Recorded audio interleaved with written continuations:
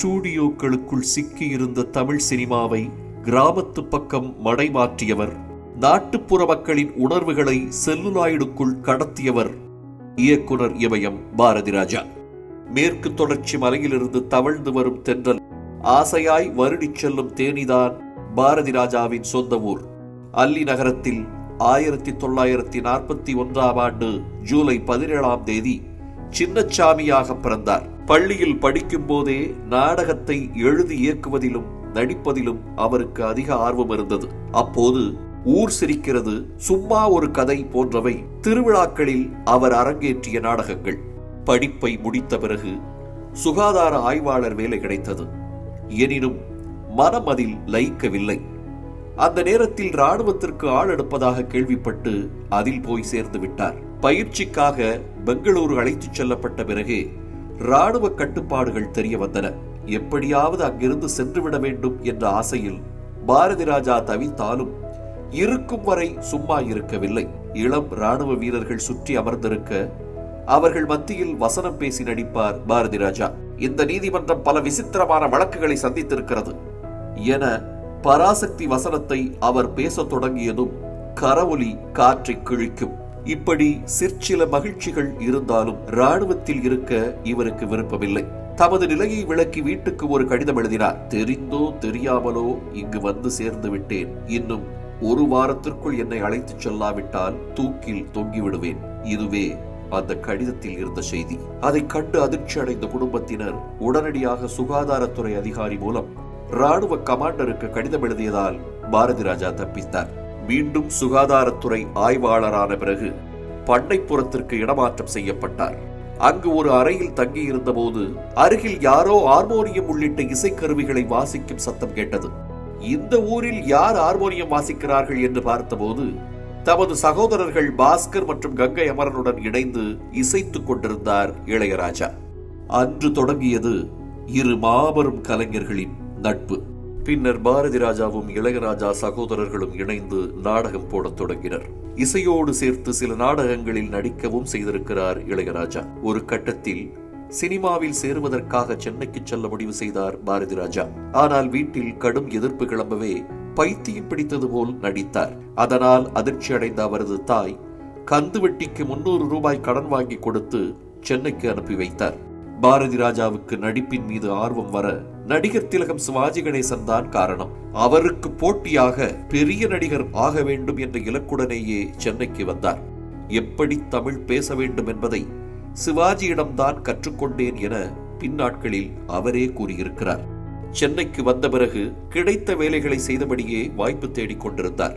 அவரோடு இளையராஜா சகோதரர்களும் இணைந்து கொண்டார்கள். வறுமை வாட்டி எடுத்த போதும் வதங்காமல் வாய்ப்பு தேடிக் கொண்டிருந்தனர்.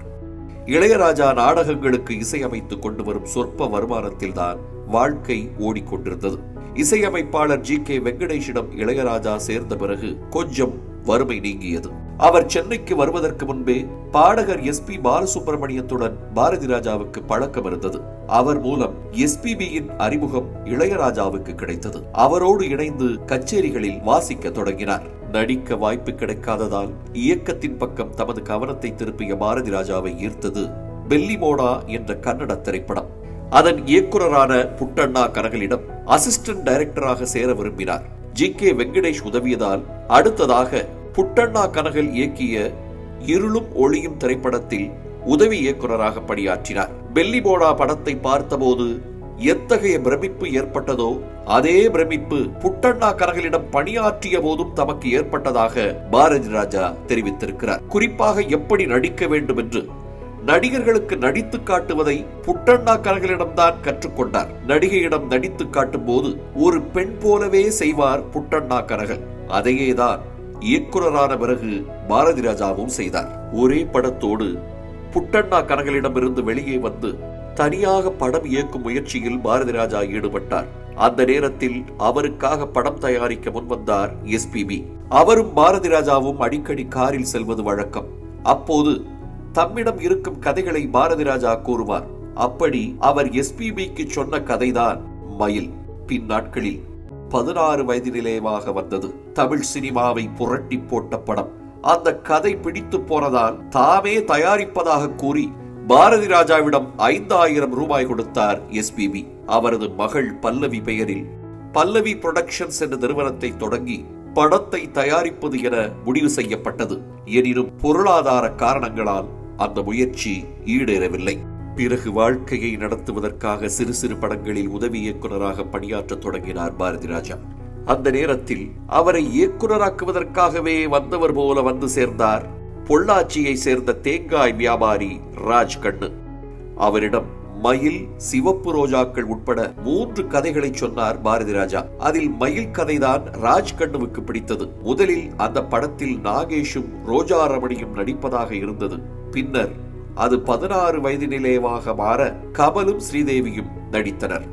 மற்றொரு முக்கிய கதாபாத்திரமான பரட்டை கேரக்டரில் ஒரு மலையாள நடிகர் நடிப்பதாக இருந்தது.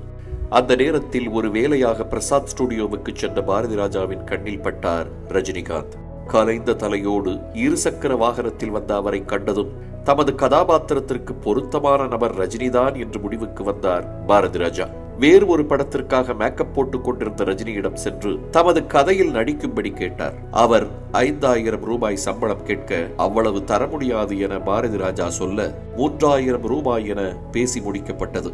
அதிலும் 500 ரூபாயை பாக்கி வைத்துவிட்டு 2500 ரூபாய் தான் கொடுத்தார் பாரதி ராஜா. அதை பற்றி இன்று வரை இருவரும் நகைச்சுவையாக பேசிக் கொள்வதுண்டு. 16 வயதிலே படத்திற்கு நிர்ணயிக்கப்பட்ட மொத்த பட்ஜெட் 5 லட்சம். ஆனால் 28 நாட்களில் 4,75,000 ரூபாய் செலவில் படத்தை எடுத்து முடித்தார் பாரதி ராஜா. 1977 ஆண்டு செப்டம்பர் 15 வெளியான 16 வயதினிலே மாபெரும் வெற்றி படமானதோடு தமிழ் சினிமாவை புதிய உயரத்திற்கு எடுத்துச் சென்றது. அந்த காலத்தில் நாயகர்கள் செய்ய தயங்கும் வித்தியாசமான கதாபாத்திரத்தில் சிறப்பாக நடித்திருந்தார் கமல். வெறும் கோவணத்தை மட்டும் கட்டிக்கொண்டு நாயகன் வருவதெல்லாம் தமிழ் சினிமா அதுவரை பார்த்திராத காட்சி. 16 வயதினிலே வெளியாகி 45 ஆண்டுகளுக்கு மேலான பிறகும் மயில் கதாபாத்திரத்தில் ஸ்ரீதேவியை தவிர வேறு யாரையும் நினைத்து பார்க்க முடியவில்லை. அப்படி ஒரு அற்புதமான நடிப்பை வழங்கி இருந்தது அந்த செந்தூரப்பூ. இது எப்படி இருக்கு என்ற ஒற்றை வசனம் போதும் 16 வயதினிலே படத்தில் ரஜினியின் பங்கு பற்றி பேசுவதற்கு. இறுதி காட்சியில் ஸ்ரீதேவியை வன்கொடுமை செய்ய முயலும் கொடூரமான வேடத்தில் நடித்திருந்தாலும் ஹீரோ ஆவதற்கு முன்பே அந்த அந்தஸ்தை ரஜினிக்கு வழங்கிய திரைப்படம் 16 வயதினிலே. 16 வயதினிலே படத்தின் பாடல்களும் பின்னணி இசையும் இன்றளவும் மறக்க முடியாதவை. அதற்கு காரணம் இளையராஜா. கிராமத்து மனம் கமழும் கதையில் வலம் வந்த பொட்டல் காட்டு மனிதர்களின் உணர்வுகளை தமது இசையால் பார்வையாளர்களுக்கு கடத்தியவர். தமிழ் திரை உலகில் அன்று பெரிய இயக்குநராக இருந்த ஒருவர் கோவணத்தை கட்டும்படி கூறியவரின் படத்தில் எதற்காக நடித்தாய் என்று கமலிடம் கேட்டாராம். அதை வைத்தே அனைவரும் பாரதி ராஜாவை கிண்டல் செய்தார்களாம். அந்த நேரத்தில் 16 வயதினிலே படத்தை பார்த்து அசந்து போன கே பாலச்சந்தர் இந்த செடி எப்படி முளைத்தது என பாரதி ராஜாவை குறிப்பிட்டு சாருஹாசனிடம் வினவினாராம்.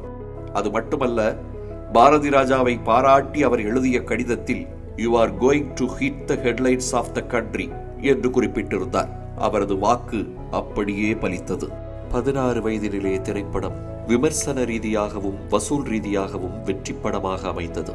அடுத்து பாரதி ராஜா என்ன செய்ய போகிறார் என அனைவரும் எதிர்பார்த்த நிலையில் கிழக்கே போகும் ரயிலில் ஏறினார். தமது முதல் படத்தில் நடித்த கமல் ஸ்ரீதேவி ஜோடியை வைத்தே இந்த படத்தையும் எடுக்க முடிவு செய்தார். ஆனால் அவர்களின் தேதி இல்லாததால் வேறு இணையை தேடும் நிலை ஏற்பட்டது. அடுத்ததாக நடிகை மாதவியை அணுகினார்கள். மற்றொரு படத்தில் பிஸியாக இருந்ததால் அவராலும் நடிக்க முடியவில்லை. அதனைத் தொடர்ந்து அந்த காலத்தில் பிரபலமாக இருந்த ஒரு நடிகையின் தங்கையை நடிக்க வைப்பது என்று முடிவானது. ஆனால் அவரும் வேறொரு பெரிய நடிகரின் படத்தில் கமிட் ஆகிவிட்டார். இப்போது என்ன செய்வது என்று யோசித்த பாரதி ராஜா புதுமுகங்களை வைத்து படம் எடுப்பது என துணிச்சலோடு முடிவெடுத்தார். அதற்கான தேடலில் இருந்தபோது டான்சர் ஜெயக்குமாரி தமது தங்கைக்காக வாய்ப்பு கேட்டு வந்தார். அவர் கொடுத்த ஆல்பத்தை பார்த்து கொண்டிருந்த போது அதிலிருந்து ஒரு போட்டோ கீழே விழுந்தது. அது ராதிகாவின் புகைப்படம். புலியூர் சரோஜா மூலம் அவரது நடனத்திறனை சோதித்த பாரதி ராஜா ராதிகாவையே கதாநாயகியாக தேர்வு செய்தார். அவரது முடிவை ஒளிப்பதிவாளர் நிவாஸ் ஏற்கவில்லை. எனினும் தமது தேர்வு மீது இருந்த நம்பிக்கையால் படப்பிடிப்பிற்கு கிளம்பிவிட்டார் பாரதி ராஜா. ராதிகாவுடன் பொள்ளாச்சிக்கு சென்ற பாரதி ராஜாவிடம் ஹீரோயின் வரவில்லையா என உதவி இயக்குநர்கள் கேட்டிருக்கிறார்கள். இவர்தான் நாயகி என ராதிகாவை காட்ட அனைவரும் திகைத்து போயினர். ஒளிப்பதிவாளர், உதவி இயக்குநர்கள் என யாருக்கும் பாரதி ராஜாவின் முடிவில் உடன்பாடில்லை.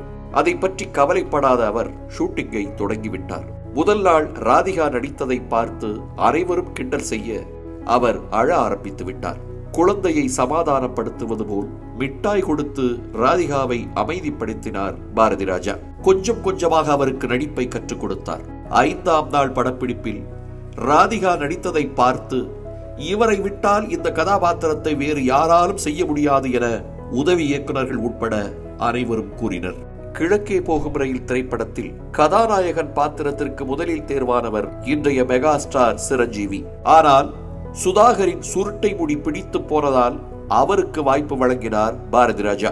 வேட்டி அணிவித்து சென்னை பாண்டி பஜாரில் சுதாகரை நடக்கவிட்ட இயக்குனர் இமயம் இவர்தான் நாயகன் என அறிவித்து விட்டார். பின்னணி இசைக்கோர்ப்புக்காக கிழக்கே போகும் ரயில் படத்தை பார்த்த இளையராஜா, இந்த படம் ஓடும்னு நீ நினைக்கிறியா என பாரதி ராஜாவிடம் கேட்டாராம். மற்றொரு புறம் தயாரிப்பாளர் ராஜ் கண்டு, என்ன பொள்ளாச்சிக்கு ரயில் ஏத்துறதுக்காகவே இந்த படத்தை எடுத்தியா என்றும் கோபப்பட்டாராம். அதனால் வேதனை அடைந்த பாரதி ராஜா வீட்டுக்கு சென்று சோகத்தில் கண்ணீர் வடித்திருக்கிறார். இப்படி ரிலீஸுக்கு முன்பு நெகட்டிவ் கமெண்ட்ஸை பெற்ற கிழக்கே போகும் ரயில் ஓராண்டு ஓடி சாதனை படைத்தது. அதற்கு இளையராஜாவின் இசையும் ஒரு முக்கிய காரணம். படம் ஓடுமா என்ற சந்தேகம் இருந்தாலும் சிறப்பான இசையை வழங்க தவறவில்லை இளையராஜா. குறிப்பாக இறுதி காட்சியில் சுதாகரையும் ராதிகாவையும் ஊரே சேர்ந்து துரத்தும் போது அந்த பதைபதைப்பையும் அவர்கள் இருவரும் எப்படியாவது தப்பி ஒன்று சேர்ந்து விட வேண்டும் என்ற ஆவலையும் தமது பின்னணி இசையில் ஏற்படுத்தி விடுவார் இளையராஜா. சுதாகர், ராதிகா மட்டுமன்றி விஜயன், பாக்கியராஜ், கவுண்டமணி, ஜனகராஜ் ஆகியவரின் வாழ்க்கையிலும் திருப்பு முறையை ஏற்படுத்திய படம் கிழக்கே போகும் ரயில். அதற்கு நேர் எதிரான கதையை கொண்டது பாரதி ராஜாவின் 3வது படம்.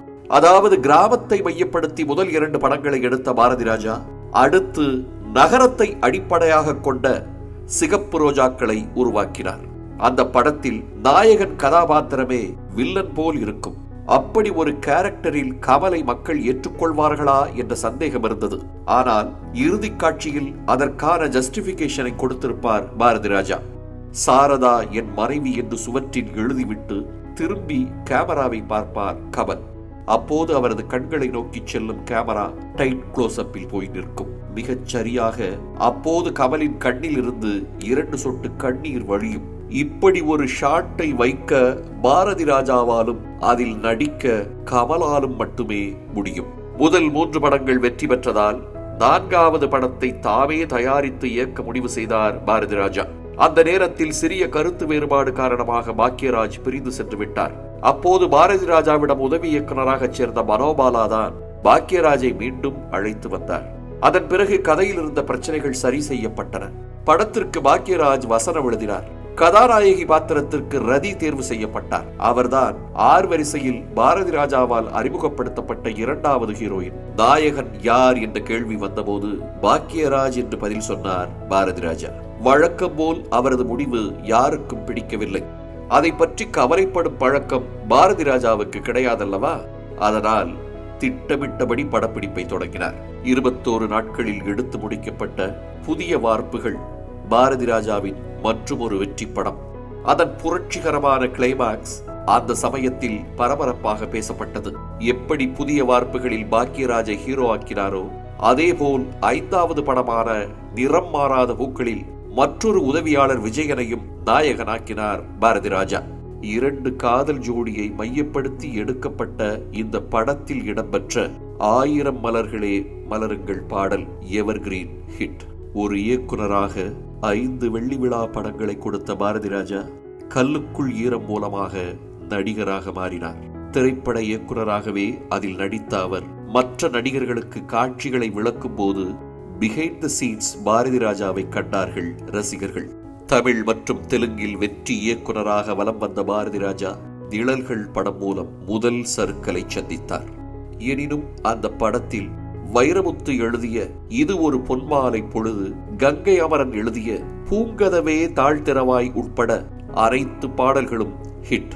இது ஒரு பொன்மாலை பொழுதுதான் சினிமாவில் வைரமுத்துவின் முதல் பாடல். நிழல்கள் தோல்வி அடைந்தாலும் அடுத்த படமான அலைகள் ஓய்வதில்லை மூலம் மீண்டும் வெற்றி பாதைக்கு திரும்பினார் பாரதி ராஜா. அந்த படத்தில் அவரால் அறிமுகப்படுத்தப்பட்டார்கள் கார்த்திக்கும் ராதாவும். பாரதி ராஜாவின் திரை வாழ்க்கையில் ஒரு மைல்கல் திரைப்படம் முதல் மரியாதை. எப்படி கிழக்கே போகும் ரயில் ஓடுமா என்ற சந்தேகம் இளையராஜாவுக்கு இருந்ததோ, அதே ஐயம் முதல் மரியாதையை பார்த்த போதும் எழுந்தது. இன்னும் சொல்ல போனால் இந்த படம் ஓடாது என்றாராம் இளையராஜா. ஆனால் இயக்குனர் இமயம் பாரதி ராஜா, நடிகர் திலகம் சிவாஜி கணேசன் கூட்டணி திரையில் நிகழ்த்தியது மறக்க முடியாத மேஜிக். பாசமலருக்கு பிறகு அண்ணன் தங்கை பாசத்திற்கு உதாரணமாக சொல்லப்படும் படம் பாரதி ராஜா இயக்கிய கிழக்கு சீமையிலே.